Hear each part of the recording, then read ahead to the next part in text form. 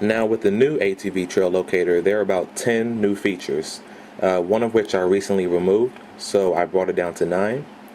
But I added these features because I wanted the application to be more useful, dynamic, interactive, and just overall fun. So when you first open the application, it's still the same as normal. You have your map, which shows the coordinates of trails, and you have your blip, which shows where riders are currently riding, if they're broadcasting their location. You have the GPS status, GPS accuracy. The powered by will change to disconnected or connecting to server if you lose your connection. And lastly, you have the icon that links to the website. Now, first, it was going to take me about a month and a half to program the new features in, of which, once again, there are only 9 new features. It was going to take about a month and a half to program them all in Java, but what I realized is that this application is highly dependent on the server or the backend. So I was thinking, why not just simply program on my website and link the new menu selections to the website itself? And what I mean by that is, down here where you see account sign in, usually when you want to sign in, I will have to program that into the application. But instead of doing that, I just hyperlink this to the website. And as you can see, you sign in on the website normally. And when you're finished, you just go back to the application and you're signed in. So instead of having to program everything into the Java application, I just simply link the users to the website so that they can use it normally, which actually makes it a little more integrated, a little more streamlined, uses less resources. The size of the application continues to stay small because I don't have to program as many new features into the application. And users do not have to learn different parts of the program that are now programmed in because they already went to the website, so they know how it works. So the first new menu selection of the 9 is the My Trail tag. Now, My Trail tag simply gives your blip a name and the coordinates. So as of now, when you pull up your icon or your location, you only see the point, which is your name, and another selection, which is point. When I finish programming the trail tag into the application, the top will show your first and last name from your account, and the second one will show your coordinates if you are broadcasting your location. And when you're signed in, this will connect to the server, and if you're signed in or not, depending on whether or not you're signed in, it will either show not signed in, so my trail tag dash not signed in, or it will show the trail tag, which is your first and last name. The second one is link picture or video. This is automatic and pre-programmed, so when you click that button, it will send you to the website with the coordinates that you are currently located at, and you can link a picture that you already have uploaded to your account, whether it be a picture you uploaded a month ago, a video you uploaded last week. You can link those to this application, and the server will automatically take your coordinates and upload it or link it to the general area that you are currently in. So it will not only link the picture to a specific position that you are at, it'll link it to the general area, which is about a half a mile square diameter, or half a square mile. So once again, link picture or video, you're able to link certain pictures or video to your general area. And other users riding around will click the info icon, which is not programmed in yet. There will be info icons scattered around the map about every half mile that you can click on and get all the information of the trail. The third feature is called Trail Features. Once again, that's kind of like link picture or video.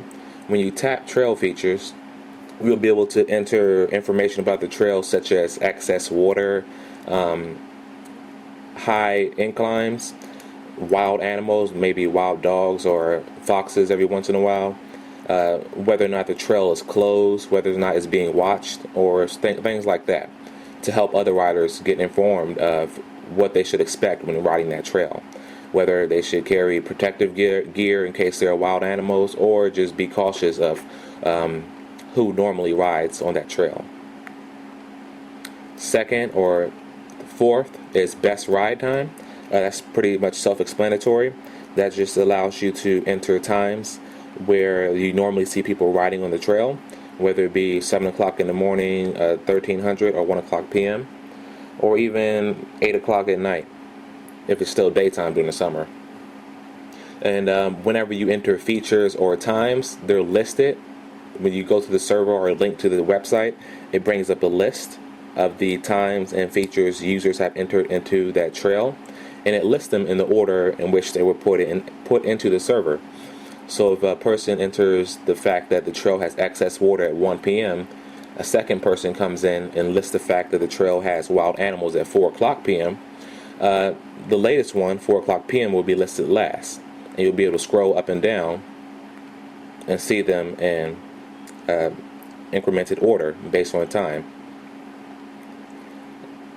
The fifth selection, our new menu feature, is personal security / time delay. And a lot of users have been saying that this trail could be used to stalk other people, or other people can be stalked, because you can see their real-time position if they're broadcasting or recording a trail. So when you enable personal security / time delay, it will simply increment the timestamp for your coordinates by 10 minutes. So users will not be able to see your new coordinates for another 10 minutes until they have been in the server for at least 10 minutes. And this gives you enough time to broadcast or record a new trail and still leave the area without worrying about someone knowing your exact location 24/7. Satellite on and off, that's kind of self-explanatory. That simply disables the satellite. And when you disable it, down here you'll see GPS disabled, please enable. And that once again is another privacy feature that allows you to download coordinates without broadcasting your own location inadvertently. You can just turn it back on and it'll reconnect.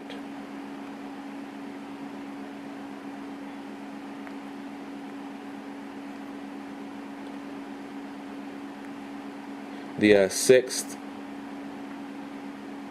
is account sign in, account sign out, and that is needed because in order to link pictures or videos, you need an account. Because once again, like I said, they are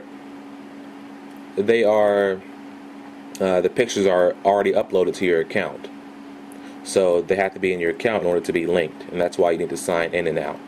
And once again, that just links you to the website, so no extra programming there. It's just integrated directly into the website.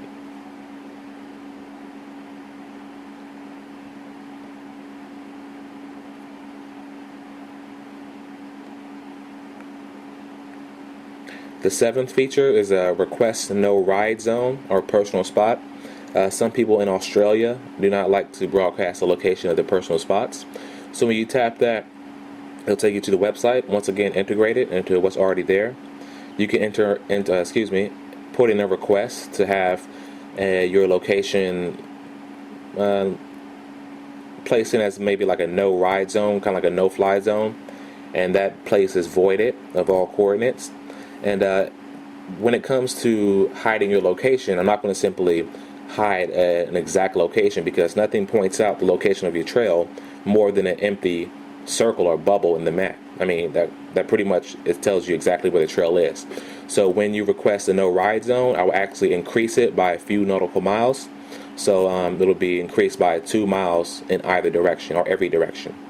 So if your area is only a half mile in width, it'll be about 4.5 miles width, 4.5 miles up and down. And that once again increases or decreases the chance of them just directly locating it by the empty spot in the map. And those are pretty much all the features that are going to be added to the application. It's going to come much sooner than what I anticipated. So that's 1, 2, 3, 4, 5, 6, 7, 8, 9 new features. And these should come within the next few weeks, because I don't have to program them all in Java. Normally for account, I'll have to program in a whole new page, but I simply link it to the website and that is it. Same with everything else. Link picture and video. No needed programming or additional programming needed, because it's already integrated. And once again, it's just linking to the pictures you already have in your account. My trail tag, once again integrated, because it's just pulling down your first and last name from the server. So, and those are the features. I definitely think it'll increase the usability of the application and definitely keep the privacy so people can use it and use it with their friends without giving out the location of their personal spots. So it just makes everything better, everything more connected, integrated, and all around more useful. So if you want to keep updated, just go to the website, valleyvargassystems.com. And once you go to projects, Android applications, and you'll have all the information here for what I'm doing for the application. So just stick around and I'll have these features implemented in the next few weeks or the next week.